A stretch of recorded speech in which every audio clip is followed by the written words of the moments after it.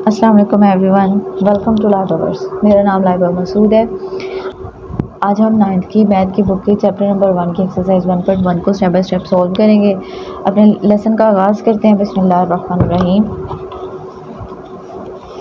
इसके second part को हम आज सॉल्व करेंगे। फर्स्ट पार्ट का लिंक आपको डिस्क्रिप्शन में मिल जाएगा, अगर आपको ज़रूरत हो तो आप वहाँ से भी हेल्प ले सकते हैं। अपने क्वेश्चन नंबर 1 का आगाज़ करते हैं। दर्ज झैल अदाद को अददी ख़त पर ज़ाहिर करें। अददी ख़त यानी कि नंबर लाइन। नंबर लाइन सबको पता है कि नंबर लाइन कौन सी है, जब हम 0 से 1 की तरफ मूव करते हैं। जब 0 जो है वो हमारा सेंट्रल पार्ट है, 0 सेंट्रल पार्ट है। जब हम इस तरफ जाएंगे तो ये राइट साइड पे ये पॉजिटिव वैल्यूज़ आएंगी और जो है लेफ़्ट साइड पे हमारे पास नेगेटिव वैल्यू, यानी इस तरफ हम पॉजिटिव वैल्यू +1 +2 और इस साइड पे हम -1 -2 को पुट करेंगे। तो हमने इन तमाम नंबर्स को, जो इनकी शिनाख्त है, उनको ज़ाहिर करना है कि आया हमारे पास जो नंबर लाइन है उसके ऊपर ये वाले नंबर जो हैं वो कहाँ पर लाई कर रहे हैं। जी, हमारा क्वेश्चन नंबर 1 है √2। अब ये जो √2 है इसको हमने बताना है कि ये इस नंबर लाइन के ऊपर कहाँ पर पड़ा हुआ है। वो हम कैसे बताएंगे, पहले हम इसको ड्रॉ करेंगे। ये मैंने नंबर लाइन लगा ली है स्केल की हेल्प से। मैंने ये जो डिफरेंस रखा है इनके दरमियान डिस्टेंस है, ये मैंने 2 सेंटीमीटर के हिसाब से रखा है।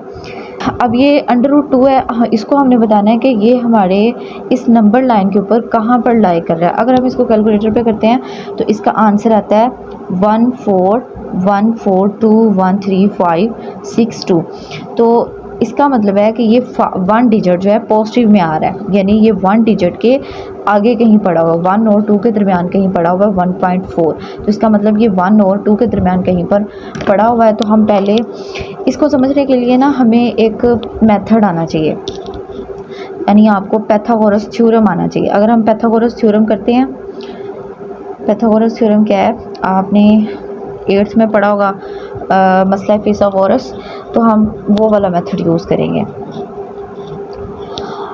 अब उसमें हमें पता है कि ये वाली जो चीज़ होती है ये हाइपोटेनियस है, ये परपेंडिकुलर है और लास्ट वन जो है वो बेस है।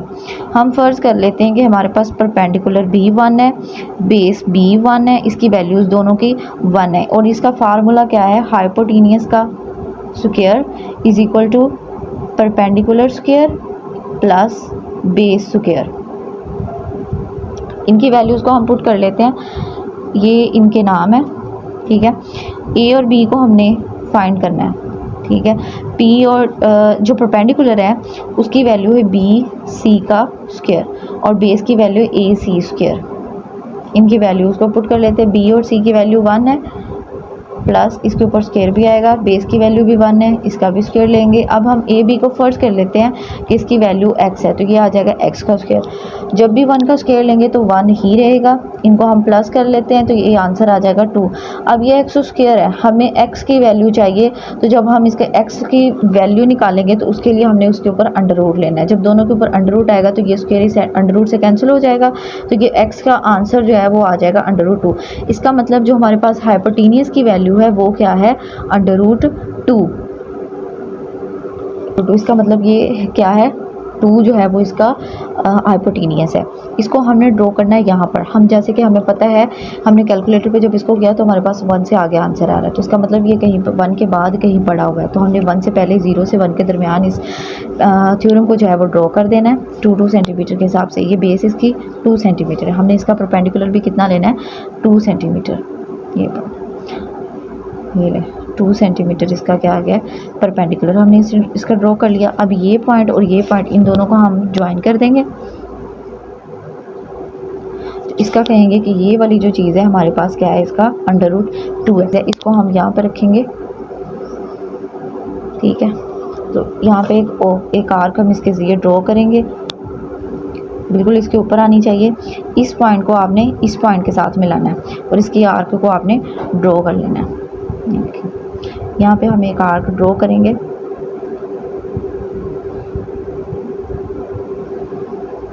जहाँ पर ये नंबर लाइन और ये आर्क आपस में ज्वाइन हो रही है वही हमारा जो है √2 है। इस पॉइंट को हम बोल देंगे P और यही हमारा क्या है, 2। तो इसका मतलब ये कौन से पॉइंट पे लाई कर रही है, 1 और 2 के दरमियान, ये इस पॉइंट पे जाके हमारा √2 ज़ाहिर हो रही है। ठीक है, अब नेक्स्ट क्वेश्चन करते हैं जी। जो हमारा नेक्स्ट क्वेश्चन है वो है √3। ठीक है, तो अब इसको भी हमने देखना है कि √3 जो है वो क्या है, ओड नंबर है, तो इसका भी अंडर रूट ख़त्म नहीं होगा। हमने इसको भी बताना है कि ये हमारे इस नंबर लाइन के ऊपर कहाँ पर लाई कर रहा है। इसको हम कैसे फाइंड करेंगे, ऊपर जो हमने क्वेश्चन किया था √2, इसको जब हमने सॉल्व किया तो हमने एक थ्योरम ड्रॉ किया है। ठीक है, यही थ्योरम हम इधर भी दोहरा लेंगे, इधर भी हम इसको रिपीट कर लेते हैं।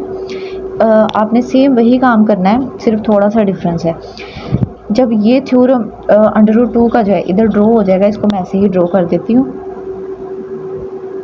हमने कितना डिस्टेंस लिया था, 2 सेंटीमीटर, उस हिसाब से हमने इस थ्योरम को इधर ड्रॉ कर लेना है और ये दोनों पॉइंट्स को हमने आपस में ज्वाइन कर देना है।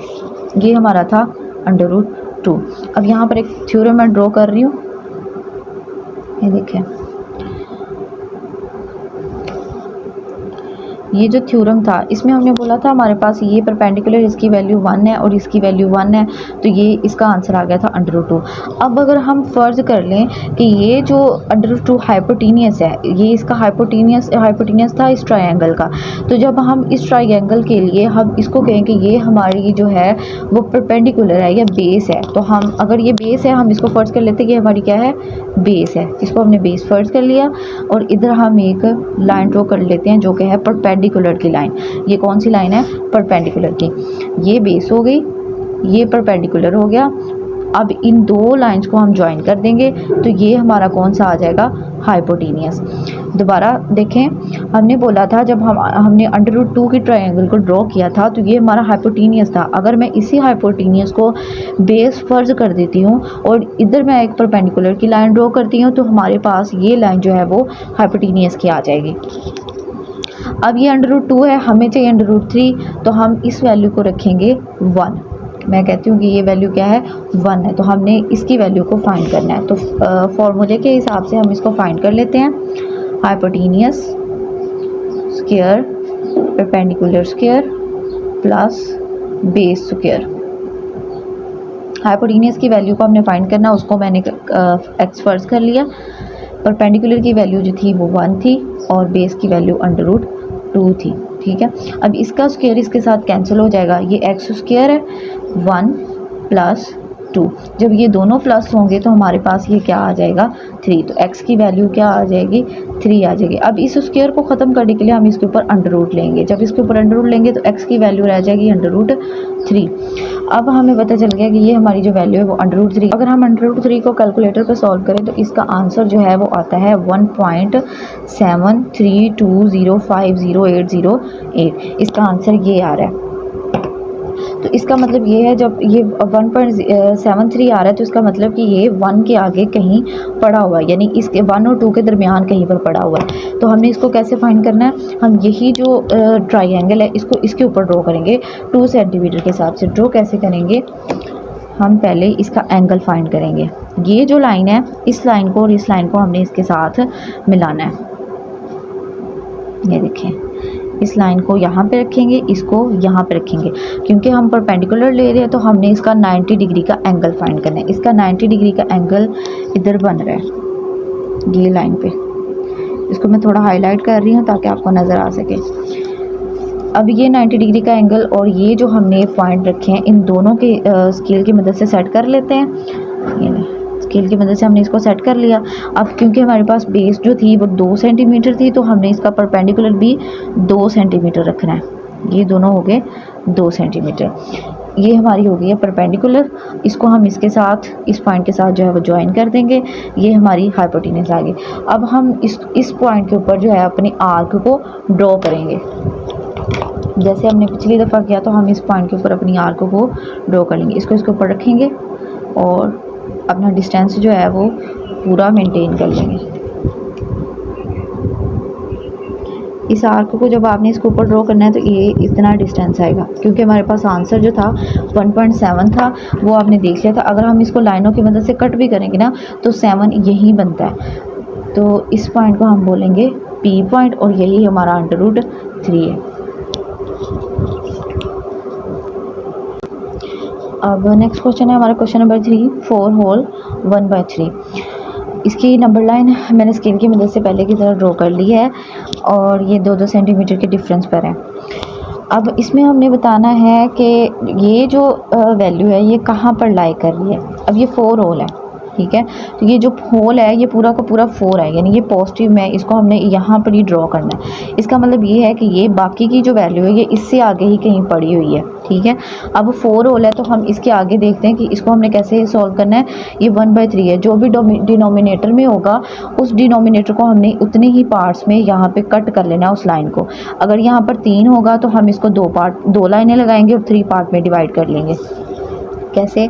फॉर एग्जांपल यहाँ पर मैं 2 लाइंस लगा रही हूँ तो ये 3 पार्ट्स में कन्वर्ट हो जाएगा। 1 यहाँ से यहाँ तक 1, यहाँ से यहाँ तक 2, यहाँ से यहाँ तक 3, तो ये 3 पार्ट में कन्वर्ट हो गया। अगर यहाँ पर 4 होगा तो हम 3 लाइंस ड्रॉ करेंगे, अगर यहाँ पर 5 होगा तो हम 4 लाइंस ड्रॉ करेंगे। यहाँ इस वैल्यू से हमने एक पॉइंट कम ही रखना है, तब हमारे पास पूरे जो है वो डिवाइड पार्ट्स इसके बन जाएंगे, पूरे पार्ट्स बन जाएंगे इसके। अब नेक्स्ट हम चलते हैं 1/3 है, जितने पार्ट्स में हमारे पास कन्वर्ट हुआ है वो 3 पार्ट्स हैं, क्योंकि डिनोमिनेटर में कितने पार्ट लिखे हुए हैं? 3 पार्ट्स। हमने इसको 3 पार्ट में कन्वर्ट किया। अब ऊपर जितनी वैल्यू लिखी हुई है, अगर 1 रखा है तो हमने इसकी जो फर्स्ट लाइन है उसको हमने डोमिनेंट कर देना है। इसको ज़रा हम हाईलाइट कर देंगे ताकि हमें पता चल जाए। जितनी वैल्यू ऊपर लिखी है उसको हम क्या करेंगे? हाईलाइट कर देंगे। जब ये हाईलाइट हो जाएगी तो यहाँ पर हम लिख देंगे 4 1/3। तो ये हमारा जो है वो नंबर लाइन है और ये वैल्यू यहाँ पर लाई कर दी है। नेक्स्ट क्वेश्चन है हमारा -2 1/7। -2 हमारे पास होल है तो इसका मतलब ये पूरे का पूरा -2 आएगा। इससे आगे ये 1/7 कहीं पड़ा हुआ है, तो ये हम कैसे फाइंड करेंगे कि जैसे पिछले क्वेश्चन में हमने किया था कि 4 के बाद जितने पार्ट्स हैं, जितने डिनोमिनेटर में नंबर लिखे हुए हैं उतने पार्ट्स में लाइन को कट करना है, डिवाइड कर देना उतने पार्ट्स में, और जो ऊपर वैल्यू दी गई है नोमिनेटर में उस वैल्यू को हमने हाईलाइट करना है। इसके अंदर भी हम यही करेंगे। हम इस दफ़ा लेफ़्ट साइड पे चलेंगे, वहाँ -2 को हम फाइंड करेंगे। -2 हमारे पास ये दिया गया है, इससे आगे ये लाइन कहीं पड़ी हुई है, तो हम इधर कितने पार्ट्स दिए गए हैं? 7 दिए गए, तो हम इसको 7 पार्ट्स में कन्वर्ट कर देंगे। 1 2 3 4 5 6, तो ये 6 पार्ट में जो है वो डिवाइड हो गया। इधर 7 दिए गए तो हमने इसको कितने पार्ट्स में कन्वर्ट करना है? 7 पार्ट्स में कन्वर्ट करना है। और कितने नंबर जो है वो हाईलाइट करने हैं? 1। जो वैल्यू उसने हमें नोमिनेटर में दी है उस वैल्यू को हमने यहाँ पर हाईलाइट कर देना है। तो ये हो गया हमारा -2 होल 1/7। अब हमारा नेक्स्ट क्वेश्चन है 5/8। अब अगर इस क्वेश्चन को देखें तो इसका हॉल में कुछ नहीं दिया हुआ, ये हमारे पास सिंपल फ्रैक्शन में वैल्यू है। तो अगर इसके हॉल में कुछ नहीं दिया हुआ तो इसका मतलब इसके हॉल में क्या है? 0 है। तो हम इसको 0 से आगे कहीं देखेंगे कि ये जो वैल्यू है वो कहाँ पड़ी हुई है? 0 से आगे यहाँ पर पड़ी हुई है। तो हम इसको कितने पार्ट्स में डिवाइड करेंगे? 8 पार्ट्स में डिवाइड करेंगे। 1 2 3 4 5 6 7 8, ये 8 पार्ट में डिवाइड हो गया। 1 2 3 4 5 6 7 8, सॉरी ये 7 हो गई, ठीक है। अब ये कितने पार्ट्स में डिवाइड हो गया? हमारे पास 8 पार्ट्स में डिवाइड हो गया। इस जितने नोमिनेटर में उसने हमें वैल्यू दी हुई है उस लाइन को हमने हाईलाइट कर देना है। ये वैल्यू 5 है तो हम इधर से 5 वैल्यू को हाईलाइट करेंगे। 1 2 3 4 5, तो इस वैल्यू को हमने हाईलाइट कर देना है। तो यही हमारी क्या है? 5/8 है। नेक्स्ट क्वेश्चन है हमारा 2 होल 3/4। अब इसको जब हम सॉल्व करेंगे तो पहले हम इसकी जो वैल्यूज़ हैं उसको नीचे लिख लेते हैं। ये है 0 +1 +2 और +3, ये -1 और ये -2। अब अगर हम इनकी वैल्यूज़ को देखें तो ये कितनी वैल्यू दी गई है? इधर हमारे पास हॉल में दिया गया है 2, तो इसका मतलब ये कहाँ पर पड़ा हुआ है? 2 पूरा का पूरा आ जाएगा। इसके आगे ये जो 3/4 है ये कहीं पड़ा हुआ है। हमने फाइंड करना है कि ये कहाँ पर पड़ा हुआ है। जितने डिनोमिनेटर में वैल्यू दी गई है, जितनी वैल्यू दी गई है, हमने यहाँ पर उसको इक्वल पार्ट में कन्वर्ट कर देना है। अगर यहाँ 4 है तो हम कितनी लाइन ड्रॉ करेंगे? 3 लाइन ड्रॉ करेंगे। 1 2 3 और जितनी नोमिनेटर में नंबर्स दिए गए उतने नंबर्स को हम जो है वो हाईलाइट कर देंगे 1 2 3। तो ये 3 है, हम इसको हाईलाइट कर देंगे 2 3/4। यही हमारी जो है वो इसकी नंबर लाइन पर वैल्यू है। आई होप कि आप सबको इसकी समझ आ गई होगी, आपको तमाम क्वेश्चन जो है आपके समझ में आ गए होंगे। अगर आपको कोई क्वेश्चन समझ ना आया हो या आपका कोई क्वेश्चन हो तो आप कमेंट सेक्शन में पूछ सकते हैं। जज़ाकल्लाह, अल्लाह हाफ़िज़।